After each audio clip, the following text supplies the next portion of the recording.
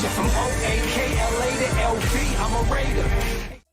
Raider Nation, what's going on? You're watching the Raiders Report. I got some news and rumors that I want to go over with y'all, mainly around Marcus Mariota and Nathan Peterman. We're going to kick off the show first with a fun little rumor around Mariota, and the report was this. The New England Patriots, they could be interested in going out and fielding a trade to bring Mariota to New England. When I first saw this, I was like, okay, this is interesting. Let me try to read into it a little bit more. Teddy Bruschi thinks that New England, if they want to be successful in 2021, they should look for a veteran quarterback. And then ESPN also said that, honestly, Mariota in the New England system, it does make a lot of sense. So I found this fun little quote here from Teddy Bruschi, which says, Bill Belichick, and a guy he has years of tape on, is a little bit more comfortable than trying to go the younger route through the draft.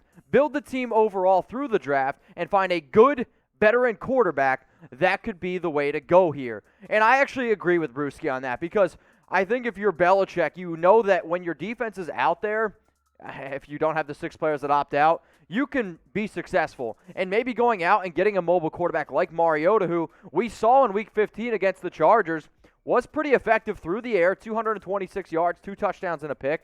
And then on the ground, 9 carries, 88 yards, and another touchdown. You also saw that New England thought that if they could get a running quarterback like Cam Newton, they could have a lot of success.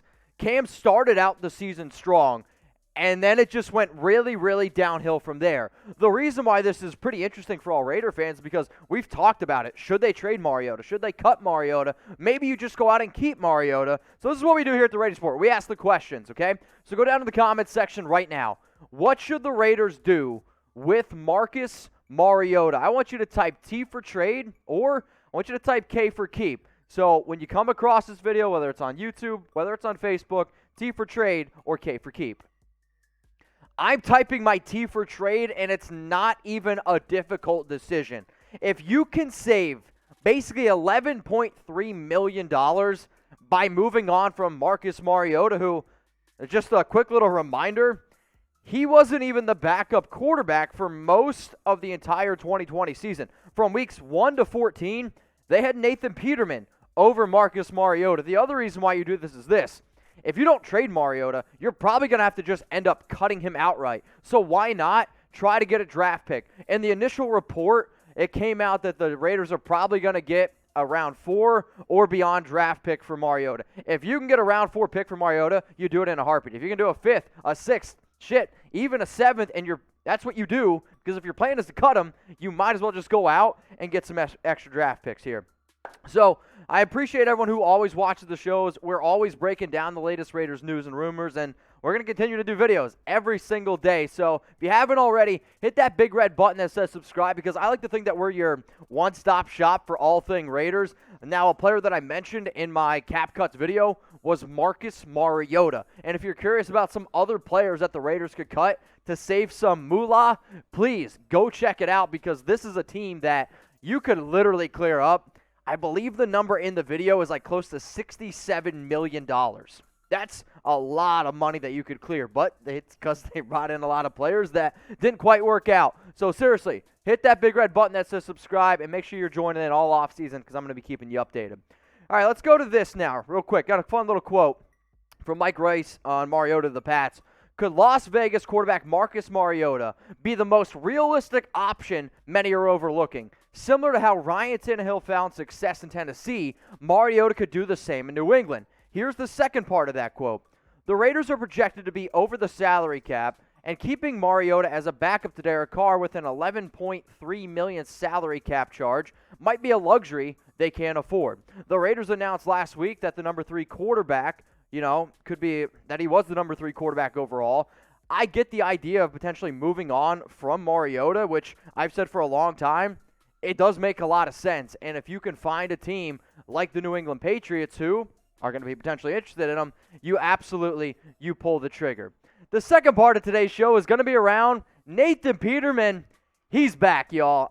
When I found out that the Raiders re-signed Peterman on Thursday to a 1-year contract, we still don't have the exact figures out there and what exactly he's going to end up making.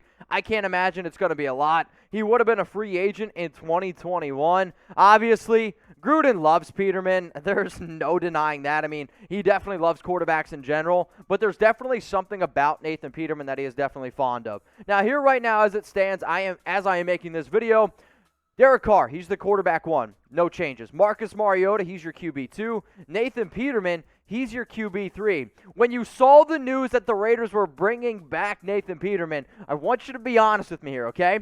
Go down in the comments section right now and give me your one-word reaction. You can't cheat. Can't give me 2 words. Can't give me 3 words. Your one-word honest reaction when you saw that Nathan Peterman was coming back to the Las Vegas Raiders. Mine was wow. Another reaction to wow. Shout out to Pro Flowers for hooking us up with this awesome deal we got going on right now. Go to chatsports.com/flowers where you can save 50% off on gifts, chocolates, flowers. They got it all here. So what I don't want you to do is this, okay? Don't miss Valentine's Day. Don't be the dude who doesn't get his loved one something special. Whether it's your mom, whether it's your daughter, whether it's your girlfriend, your wife, I don't care who. Make sure you show them that you care about them. I mean, if there's anything that I've learned from 2020, it's making sure that you let the people that you love truly know that you do. So go to chatsports.com/flowers. That link is going to be in the description and down in the comments section. Go ahead, leave it up to the professionals because I can't pick out flower bouquets or chocolates to save my life. But luckily, we got Pro Flowers to help you do that. Seriously, chatsports.com/flowers. All right, let's talk about the reason why maybe Nathan Peterman was brought back. And I saw this report out there, and it's I guess we'll say source close to me, said that Nathan Peterman could actually have been brought back to play this Taysom Hill type role. For those of you that don't know what the heck that Taysom Hill type role means is, remember the New Orleans Saints. Once in a while, they would bring in a quarterback like Hill who is a little bit bigger, but also has the ability to pass, has the ability to run. Same age essentially as Peterman, but this is what Taysom Hill did in 2020 in terms from passing. This is in 4 starts, by the way. 72.7% completion percentage, 928 yards, 4 touchdowns, 2 interceptions.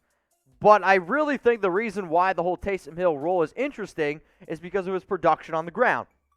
87 carries, 457 yards, 5.3 yards per carry, and 8 touchdowns.